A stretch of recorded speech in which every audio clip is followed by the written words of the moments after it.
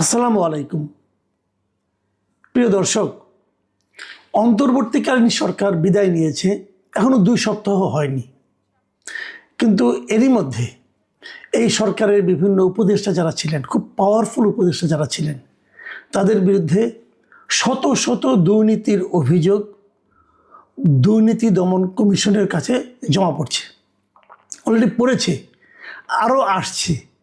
এবং দুর্নীতি দমন কমিশনের একাধিক কর্মকর্তা এই কথা স্বীকার করেছেন যে এই অভিযোগের চেহারা দেখে তাদের মনে হচ্ছে এটা একটা রেকর্ড হতে যাচ্ছে। মানে এত বেশি অভিযোগ এত অল্প সময়ে এর আগে কোনো সরকারের বিরুদ্ধে আসেনি। মাত্র 1.5 বছরের জন্য তারা দায়িত্ব নিয়েছিলেন, মাত্র 1.5 বছর। এবং এই 1.5 বছরে ওই যে বলে না, গ্রামে একটা কথা আছে না, যে আজান দিয়ে দুর্নীতি করা, এরা এই আজান দিয়ে দুর্নীতিতে নেমে পড়েছিল। এই অন্তর্বর্তীকালীন সরকারে যারা সর্বোচ্চ ব্যক্তি ছিলেন, যারা উপদেষ্টা ছিলেন, তারাই এই কাজ করেছেন। তো তারাই যদি এমন কাজ করেন, নিচের দিকে কি অবস্থা হয়েছে সবসময় মনে রাখবেন। সরকারের যারা মূল ব্যক্তি, যারা নাকি শীর্ষস্থানীয় লোক, তারা যদি নিজেরাই অপকর্মে লিপ্ত হন, তাহলে আপনি নিচের দিকে আর থামাতে পারবেন না। এখন উপরের দিকে যেটা হয়েছে বলে আমরা এরই মধ্যে খবর পাচ্ছি, নিচের দিকের প্রকৃত চেহারা যে কী সেটা জনগণ জানে। জনগণের শরীরের উপর দিয়ে গেছে সেই দুর্নীতিটা, চাপটা। কাজে মানুষ জানে কি ভয়ঙ্কর পরিস্থিতি সৃষ্টি করেছিল এই অন্তর্বর্তীকালীন সরকার ডক্টর ইউনূসের নেতৃত্বে। সবচেয়ে ভয়ঙ্কর এবং সবচেয়ে মর্মান্তিক বিষয় হচ্ছে, ডক্টর ইউনূসের নামেও একাধিক দুর্নীতির অভিযোগ এসেছে। কারা করেছে? তার যে গ্রামীণ টেলিকম, যেটা তাদের মূল আয়ের উৎস, গ্রামীণ টেলিকমের টাকা দিয়ে কিন্তু গ্রামীণের অন্য অন্য অনেক কিছু চলে। গ্রামীণ টেলিকম হলো এই যে আমরা যে গ্রামীণ ফোন ইউজ করি, এই গ্রামীণ ফোনের মাদার অর্গানাইজেশন।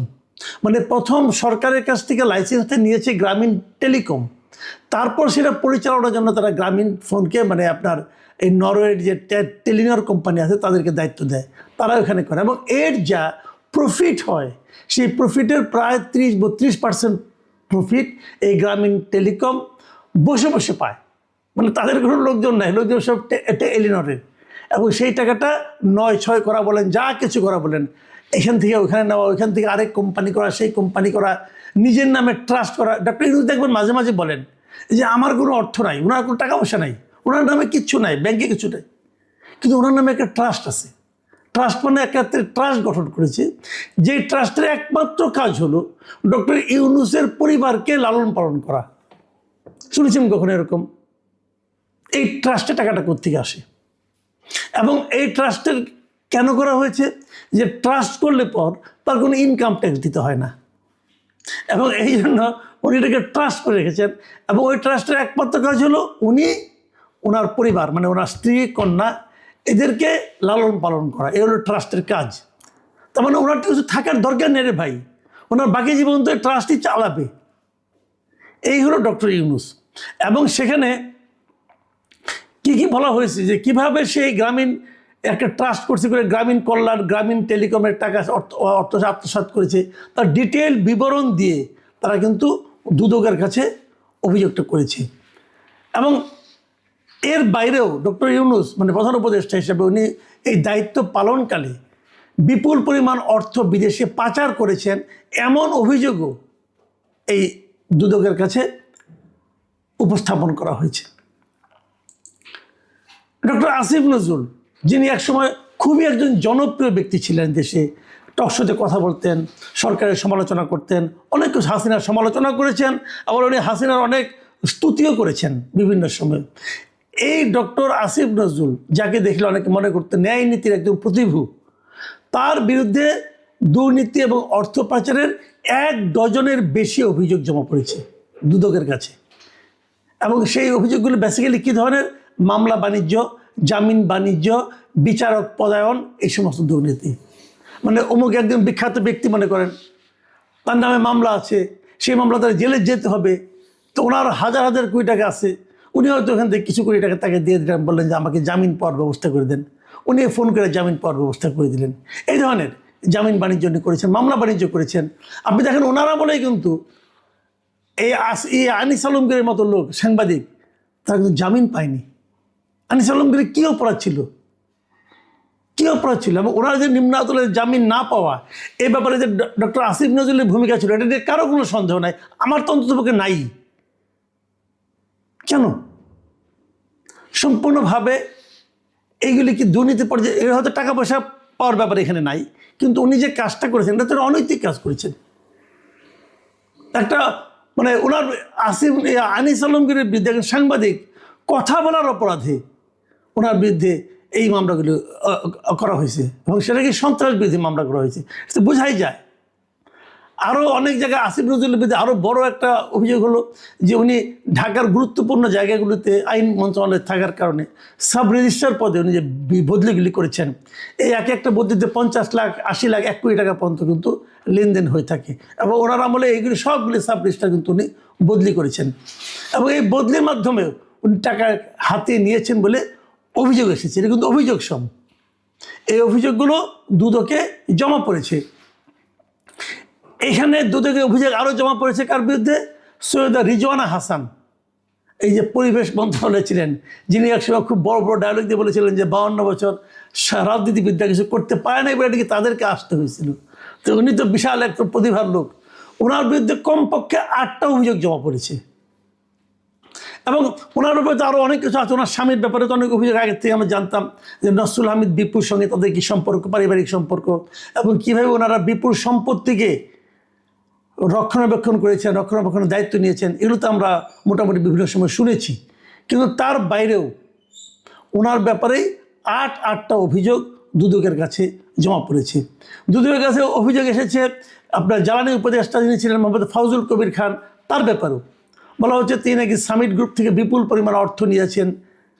এই ধরনের অভিযোগ দুদকে জমা পড়েছে এবং বিভিন্ন বেসরকারি যে বিদ্যুৎ কোম্পানিগুলো আছে তাদের সঙ্গেও ওনার বেশ অবৈধ লেনদেন হয়েছে বলেও কিন্তু অভিযোগ রয়েছে। স্বাস্থ্য উপদেষ্টা যিনি ছিলেন নূরজাহান বেগম, এই নামে যে একজন ব্যক্তি ছিলেন এটাও তো জনগণ ভুলে গেছেন, যে উনি যে কী কাজ করেছেন কেউ জানে না। ওগুলো হলো ওনার অকর্মণ্যতার ব্যাপার। কিন্তু ওনার বিরুদ্ধে অভিযোগ হয়েছে যে বিভিন্ন হাসপাতালে কেনাকাটার অনিয়ম, তারপরে আপনার টেন্ডার জালিয়াতি, এই সমস্ত নিয়ে ওনার বিরুদ্ধে অনেকগুলো অভিযোগ জমা পড়েছে। তবে সবচেয়ে বেশি অভিযোগ এসেছে কার নামে? যাকে আমরা আগে বলতাম যে উনি ছিলেন ডক্টর ইউনূস সরকারের দুর্নীতির প্রতীক ছিলেন, যিনি সেই ছাত্র উপদেষ্টা আসিফ মাহমুদ সজীব ভূঁইয়া, তার বিরুদ্ধে সবচেয়ে বেশি অভিযোগ দুদকের কাছে জমা পড়েছে। অনেক অভিযোগ এসেছে, যে অভিযোগগুলির নামে এসেছে, বেনামে এসেছে। বেনামে অভিযোগই বেশি ছিল অন্যান্যদের বিরুদ্ধে, কিন্তু আসিফ মাহমুদ সজীব ভূঁইয়ার বিরুদ্ধে যে অভিযোগগুলি এসেছে তার ম্যাক্সিমাম অভিযোগ এসেছে নাম দিয়ে। এখানে তার নাম গোপন করার আর প্রয়োজন মনে করে নাই, মানে এত অকাট্য প্রমাণ সহ অভিযোগ এগুলি এসেছে যেগুলির মধ্যে তারা নাম সহ তারা অভিযোগ করেছে। এবং এখানে প্রায় 1000 কোটি টাকার দুর্নীতির অভিযোগ এই আসিফ মাহমুদ সজীব ভূঁইয়ার বিরুদ্ধে এসেছে। ইদানিং দেখবেন উনি এনসিপির মুখপাত্র হয়ে দাঁড়িয়েছেন। আমি বুঝতে পারি না এনসিপি কেন এই রকম একটা, মানে যার বিরুদ্ধে এত এত অভিযোগ আর দুর্নীতির অভিযোগ, তাকে কি করে মুখপাত্র বানায়, এটা আমার কাছে বোধগম্য নয়। আমার তো মনে হয় যে এই কারণে এই ওনার বদনামের ভাগ কিন্তু শেষ পর্যন্ত এনসিপিকে নিতে হতে পারে। কেন এনসিপি এগুলি করতেছে আমি জানি না, কারণ উনি যখন দুর্নীতিবান প্রমাণ হবে, দুর্নীতিবান বলে প্রমাণিত হবেন, তখন সেই দায় কিন্তু আসলে এনসিপির ঘাড়ে পড়বে। অনেকে তো এমন কথা বলেন যে তার টাকাতেই নাকি এনসিপি চলে, হতে পারে আমি জানি না। উনি শুনলাম সামনে নাকি মেয়রের নির্বাচনও করবেন ঢাকা দক্ষিণে, সেটাও জনগণ দেখবে তাকে কীভাবে করবে, কিন্তু তার বিরুদ্ধে সবচেয়ে বেশি অভিযোগ এসেছে। প্রিয় দর্শক, আমরা জানি না এগুলি কি হবে, তবে আমরা আশা করব দুদক এই সমস্ত অভিযোগগুলো খতিয়ে দেখবে এবং দুর্নীতি সে যেই করুক, মানে ABCD, উচ্চপদস্থ, মধ্যপদস্থ না নিম্নপদস্থ না গরিব না ধনী না বিখ্যাত ব্যক্তি, রাজনৈতিক নেতায় যে হোক, সে দুর্নীতি এর বিরুদ্ধে জিহাদ ঘোষণা করতে হবে। দুর্নীতির কোনো ছাড় নাই। যিনি দুর্নীতি এই দেশটাকে শেষ করে দিয়েছে, আজকে এই দেশটার যে দুরবস্থার কথা আমরা বলি, তার মূল কারণ হলো দুর্নীতি। আমরা শেখ হাসিনা সরকার আমলে দেখেছি কীভাবে হাজার হাজার কোটি টাকা বিদেশে পাচার হয়ে গেছে, ব্যাংক লুট হয়ে গেছে, আমরা দেখেছি। দুদক তখন কোনো ভূমিকা রাখে নাই। দুদককে নিয়ে মানুষ হাসাহাসি করতো, মানুষ বলতো দুদক কেবল দুর্বলের জন্য, দুদক কখনো সরকারের বিরুদ্ধে কিছু বলে না, এখনও তো তাই বলবে না, কিন্তু যে সরকার থেকে আজকে বাংলাদেশের বিষয় নিয়ে আলোচনা করব সবার শেষে, কিন্তু তার আগে পৃথিবীতে যা কিছু ঘটছে, দুটো যুদ্ধ, একটি যুদ্ধ দীর্ঘদিন ধরে চলছে, ইউক্রেন যুদ্ধ, যার ফলে আমাদের অর্থনীতি তছনছ হয়ে গেছে। এবং শেখ হাসিনার পতনের জন্য বাংলাদেশের ব্যাংক বিমা বাণিজ্যের জন্য যে ক্ষয়ক্ষতি হয়েছে, তার পিছনে রাশিয়া ইউক্রেন যুদ্ধ অনেকাংশে দায়ী। ইউক্রেন থেকে গম আসতো, ইউক্রেন থেকে অন্যান্য খনিজ আসতো এবং তুলা আসতো। এবং একই সঙ্গে এই ইউক্রেনের কারণে পশ্চিমা দুনিয়ার সঙ্গে এবং চীনের সঙ্গে আমাদের যে বাণিজ্য, সেই বাণিজ্য অনেকগুলো ব্যারিয়ার তৈরি হয়ে গেছে। ইউক্রেন যুদ্ধকে কেন্দ্র করে আমেরিকা যে নিষেধাজ্ঞা দিয়েছে অনেকগুলো দেশের প্রতি, সেই নিষেধাজ্ঞার কারণে আমাদের যে ব্যবসা বাণিজ্য, সেই ব্যবসা বাণিজ্যের যে অধিক্ষেত্র, এটা সংকুচিত হয়ে পড়েছে।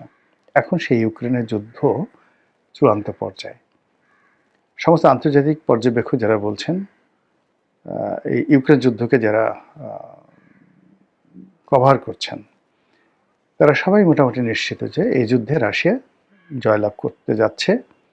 আর ইউক্রেনের একটি বিরাট অংশ রাশিয়া তাদের নিজেদের মতো করে, নিজেদের তাবেদার লোকদের দ্বারা তারা স্বাধীন থাকবে নামকা অবস্থায়। কিন্তু এটি অনেকটা সেই এখন যে সিআইএস কান্ট্রিগুলোর মধ্যে যেমন অনেকগুলো দেশ, যেমন আজারবাইজান আছে, তো আজারবাইজান যেভাবে রাশিয়ার তাবেদারি করছে, ঠিক একইভাবে এই ইউক্রেনের একটা বিরাট অংশকেও দাবিদারি করতে হবে। আর ইউরোপের যে অংশটি, মানে ইউক্রেনের যে অংশটি ইউরোপের সাথে খুব বেশি সম্পর্ক, সেই অংশটি হয়তো ইউরোপ আধিপত্য থাকবে। কিন্তু এই যে ইউক্রেন, সেই ইউক্রেন মোটামুটি 3টি ভাগে বিভক্ত হয়ে যাবে বলেই সবাই আন্দাজ করছেন। এবং এটার ফলে আমেরিকার যে ক্ষতি হবে, ইউরোপের যে ক্ষতি হবে, এবং মধ্যপ্রাচ্য থেকে শুরু করে সারা দুনিয়াতে রাশিয়ার যে আধিপত্য বিস্তার লাভ হবে, তাতে করে মধ্যপ্রাচ্যে আরেকটি যুদ্ধ অনিবার্য এবং আমাদের দেশের অর্থনীতি, রাজনীতি থেকে শুরু করে সব কিছু তছনছ হয়ে যাবে। এবং এখানে বাংলাদেশে ভারতের আধিপত্য 100 গুণ বেড়ে যাবে যদি ইউক্রেনের শতভাগ রাশিয়া জিতে যায়। বাংলাদেশ কিভাবে কি হবে যদি জিতে যায়, এখানে এই পর্যন্ত রেখে আমরা দ্বিতীয় পার্টে আসি। ইউক্রেনের যুদ্ধের যে অনিবার্য পরাজয়, এই অনিবার্য পরাজয় থেকে মানুষের দৃষ্টি ঘুরিয়ে নেওয়ার জন্য আমেরিকা এই মুহূর্তে ইরানের সাথে একটি যুদ্ধ বাঁধানোর জন্য প্রাণান্ত চেষ্টা করছে। তারা বেশ কয়েকটি যুদ্ধজাহাজ, বড় বড় যুদ্ধজাহাজ, যেটা পারমাণবিক শক্তি চালিত, যেখানে কয়েক ডিভিশন সৈন্য থাকে। আমাদের এক একটি ক্যান্টনমেন্টে যে সৈন্য থাকে, একটা ডিভিশনে বাংলাদেশের সাধারণত 8,000 সৈন্য থাকে।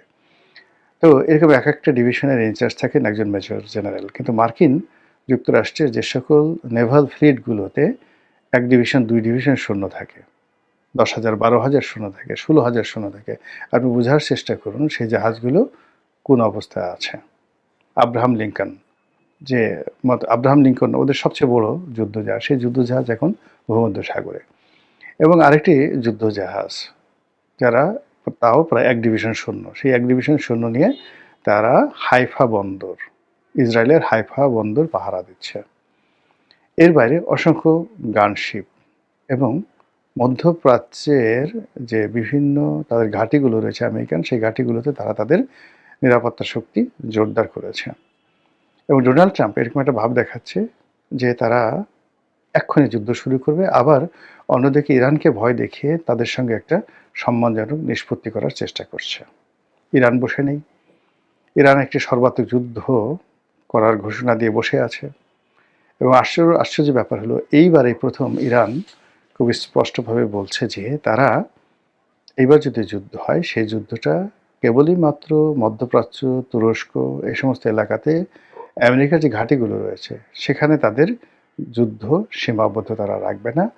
এই যুদ্ধ তারা মার্কিন ভূখণ্ডে ছড়িয়ে দেবে।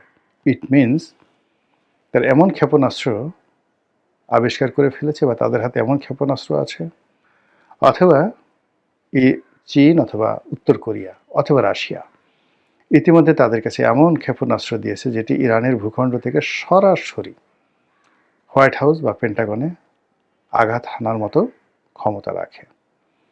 এখন হয় কি, সামরিক শক্তি এরকম একটি বিষয় এবং এটা ট্রান্সফর্ম হয়। ইরানের যে ড্রোনগুলো এখন পৃথিবীর সবচেয়ে সেরা ড্রোন, এমনকি রাশিয়ার ড্রোন কিংবা আমেরিকার ড্রোনের চাইতেও ইরানের ড্রোনগুলো সবচেয়ে ভালো।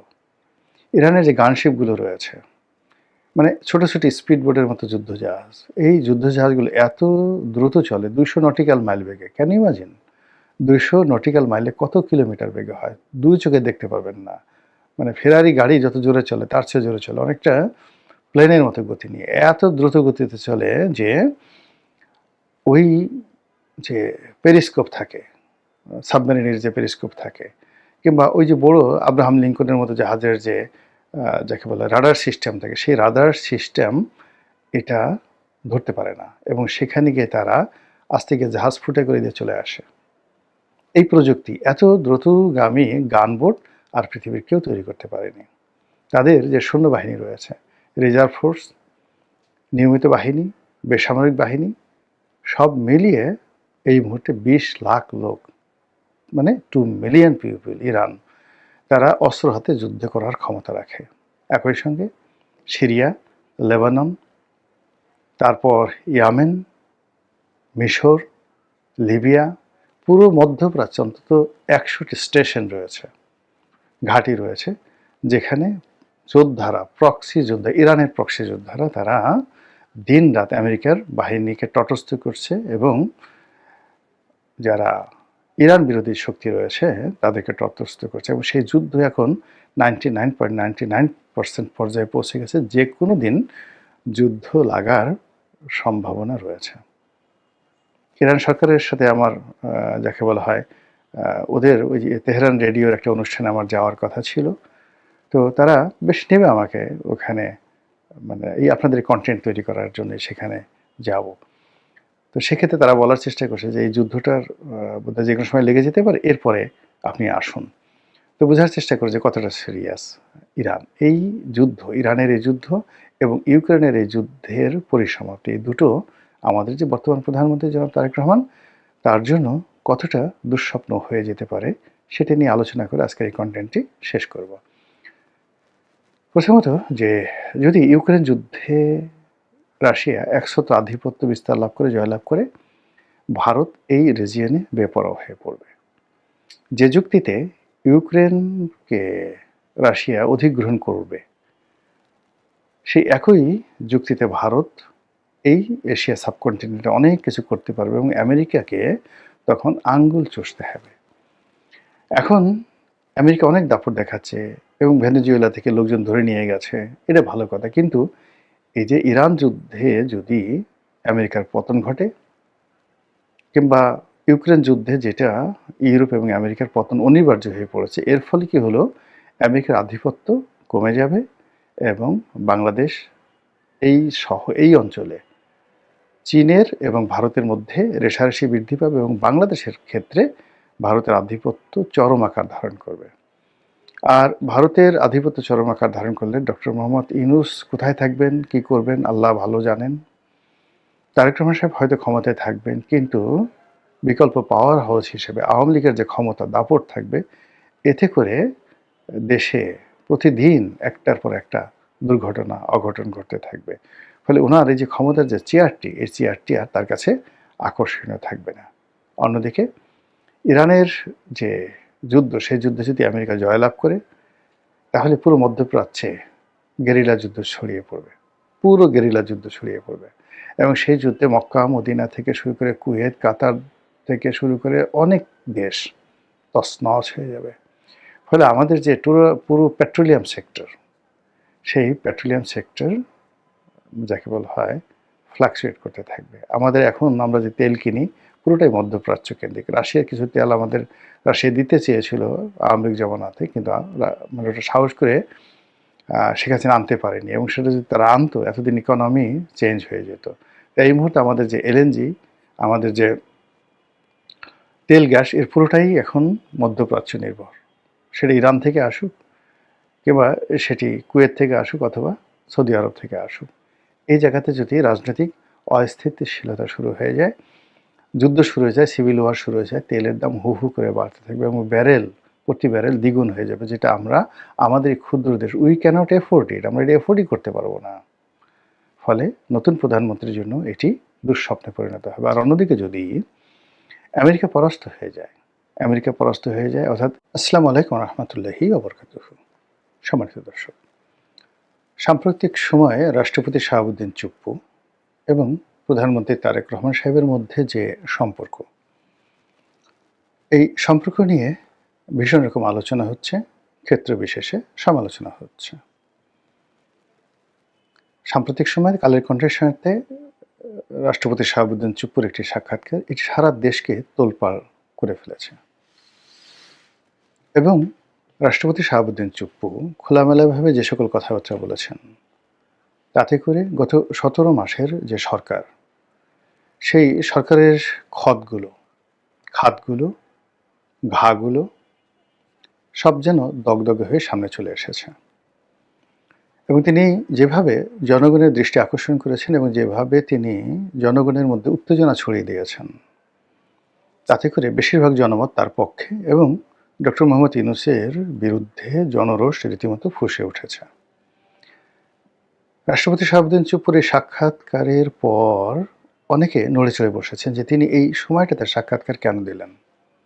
আওয়ামী লীগের বুদ্ধিতে, কোনো গোয়েন্দা সংস্থার বুদ্ধিতে, নাকি বিএনপির গ্রিন সিগন্যালে? হতে পারে নানা কৌশল। সেই কৌশল কি? এই বিষয়গুলি নিয়ে আলোচনা করব। তার আগে বলে নেই যে শাহাবুদ্দিন চুপ্পু সাহেবের সঙ্গে তারেক রহমান সাহেবের সাম্প্রতিক যে অন্তরঙ্গ সম্পর্ক, বেশ কয়েকটি রাষ্ট্রীয় অনুষ্ঠানে তারা পাশাপাশি বসেছেন, পাশাপাশি হেঁটেছেন, একে অপরের সঙ্গে করমর্দন করেছেন। বিশেষ করে পিলখানা হত্যাকাণ্ডের অনুষ্ঠানে বনানী কবরস্থানে যখন রাষ্ট্রপতি গেলেন, তখন তারেক রহমান সাহেব সেখানে দাঁড়িয়েছিলেন প্রায় ৮ মিনিট রাষ্ট্রপতির জন্য। এটি নিয়ে সবাই বলার চেষ্টা করেছেন যে হা হা হা, শহীদ জিয়া রক্ত বলে কথা, বেগম জিয়া রক্ত বলে কথা, ভদ্রতা কাকে বলে? তিনি আওয়ামী লীগ দলীয় একজন রাষ্ট্রপতি, তার জন্য ৮ মিনিট দাঁড়িয়ে থাকলেন, তার সম্মানে তাকে আগে এগিয়ে দিলেন, তার সঙ্গে হাত করমর্দন করলেন, হ্যান্ডশেক করলেন। এটা নিয়ে তারেক রহমান সাহেবের যারা লোকজন গুণমুগ্ধ, তারা প্রশংসায় ভাসছেন যে না, নেতা তো এরকমই হওয়া উচিত। অন্যদিকে যারা শাহাবুদ্দিন চুপ্পু সাহেব, তাকে একটু সমালোচনা করতে চান, তারা টিটকারি করার চেষ্টা করছেন যে তারেক রহমান সাহেব তিনি রাজস্বিক ব্যক্তিত্ব নিয়ে, রাজকীয় ব্যক্তিত্ব নিয়ে তিনি করমর্দনের জন্য এক হাত বাড়িয়ে দিয়েছেন, আর শাহাবুদ্দিন চুপ্পু সেই হাত ২ হাত দিয়ে চেপে ধরেছেন। এটা আন্তরিকতা হতে পারে, এটা আনুগত্য হতে পারে, এটা মিনতি হতে পারে, এটা আকুতি হতে পারে, হোয়াট এভার মেবি। তো তারেক রহমান সাহেবের সঙ্গে তার কোনো কালে এরকম সম্পর্ক ছিল না, বা সম্পর্ক থাকার কোনো কারণ নেই, রিজন নেই, যে কারণে তিনি ওইরকম একটা পরিবেশে, একেবারে শোকবহ একটা পরিবেশে, তাও আবার কবরস্থানে, যেন তেন জায়গায় নয়, কবরস্থানে দাঁড়িয়ে তিনি তারেক রহমান সাহেবের ২ হাত, মানে নিজের ২ হাত দিয়ে তারেক রহমান সাহেবের ১ হাত চেপে ধরবেন। গদগদ হয়ে কী বলেছেন আমরা জানি না। তার যারা সমালোচক, তারা বলার চেষ্টা করছেন, বাপু গো, আমাকে একটু রেখে দেওয়া যায় না, বা আমাকে একটু রেখে দাও গো, বা আমাকে রাখলে তোমাদের অনেক কল্যাণ হবে। এই জিনিসগুলো টিটকারি করছে মানুষ। যেহেতু কথা হচ্ছে, রাষ্ট্রপতিকে নিয়ে কথা হচ্ছে, তারেক রহমান সাহেবকে নিয়ে কথা হচ্ছে, হ্যান্ডশেক নিয়ে কথা হচ্ছে, কাজে এই বিষয়গুলো নিয়ে খোলামেলা কিছু কথা বলা দরকার। ইতিমধ্যে পেপারে এসেছে যে উদ্বোধনী রাষ্ট্রপতি সংসদ দেখেছেন এবং সংসদের উদ্বোধনী অনুষ্ঠানে রাষ্ট্রপতি ভাষণ দেবেন। তো এক্ষেত্রে যেটা ট্র্যাডিশন, সেটি হলো রাষ্ট্রপতি যে ভাষণটি দেন, এটি মন্ত্রী পরিষদ বিভাগ তৈরি করে দেয়, ক্যাবিনেট ডিভিশন তৈরি করে দেয়। আর ক্যাবিনেট ডিভিশন তৈরি করে সাধারণত সরকারের কথা, বিএনপি সরকারের কথা।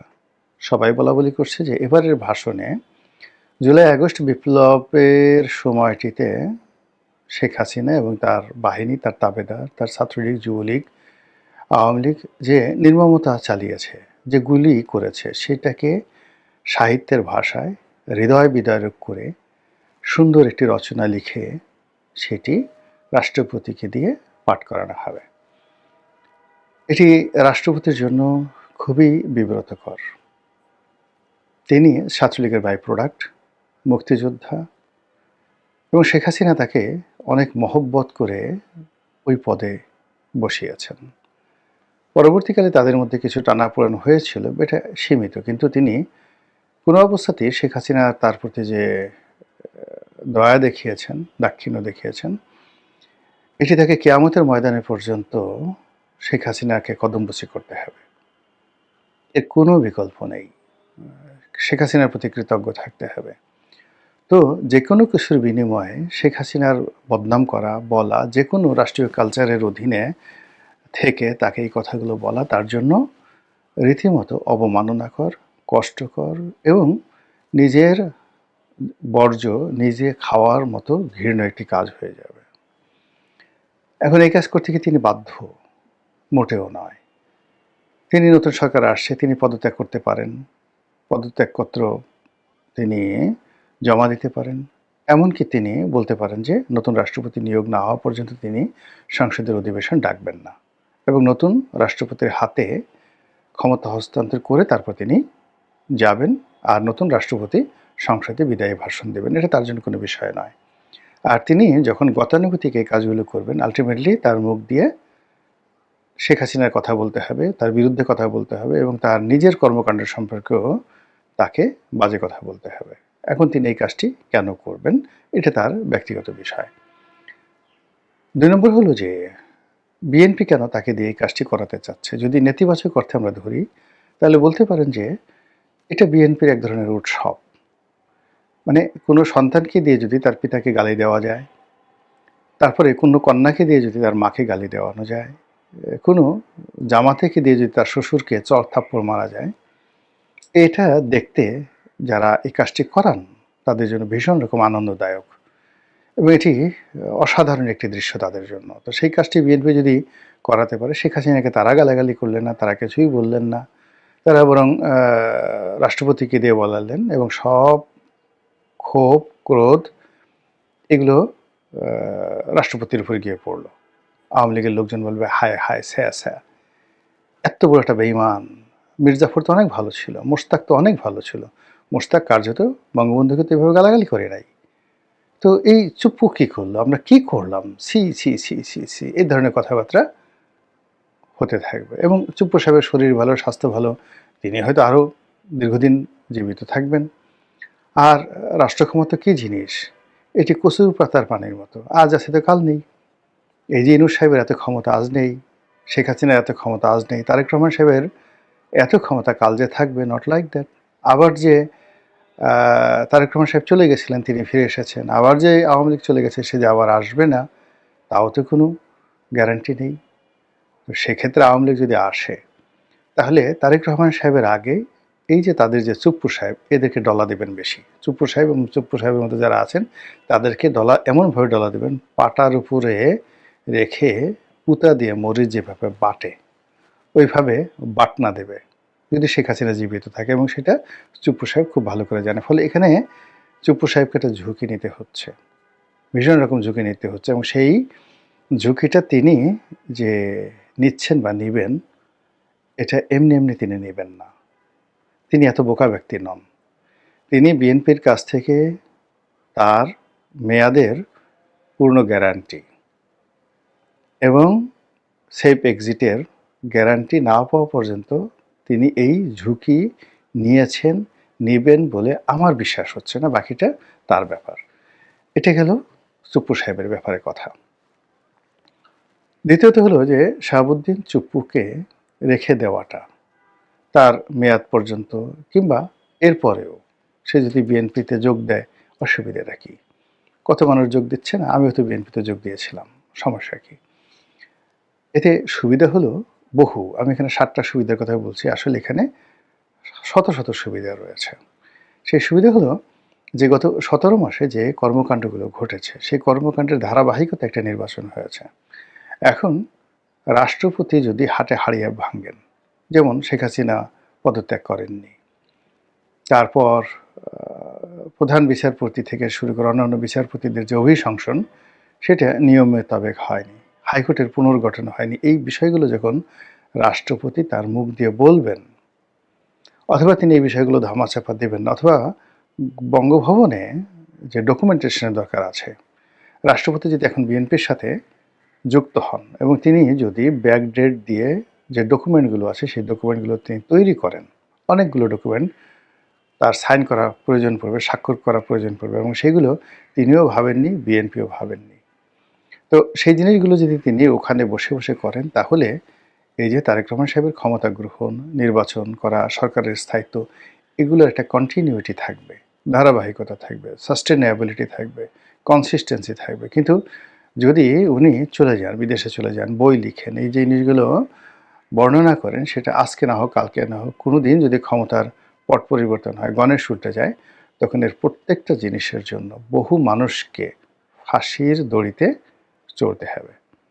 বোঝার চেষ্টা করেন, শেখ হাসিনা পুরো যে সংবিধানকে যেভাবে সংশোধন করে গিয়েছিলেন, তাতে করে মানে রাষ্ট্রদ্রোহিতা এবং সংবিধান লঙ্ঘনের ব্যাপারে যে সকল মারাত্মক অপরাধের কথা বলা হয়েছে এইগুলো, এছাড়া প্রায় 137টি যে অধ্যাদেশ জারি হয়েছে, সেই অধ্যাদেশের ভূত ভবিষ্যৎ, এর বাইরে এই যে নির্বাচনের আগে পরে যে ঘটনাগুলো ঘটেছে এবং নির্বাচন ইঞ্জিনিয়ারিং নিয়ে যে সকল কথাবার্তা শোনা যাচ্ছে, তাতে করে শাহাবুদ্দিন সাহেবকে রেখে যদি অনেক কিছু ছাই চাপা দেওয়া যায়, ধামা চাপা দেওয়া যায়, সেটা বিএনপির জন্য হয়তো নিরাপদ। অন্যদিকে জনাব চুপ্পু যেভাবে তারেক রহমান সাহেবের প্রতি আনুগত্য দেখাচ্ছেন, আন্তরিকতা দেখাচ্ছেন,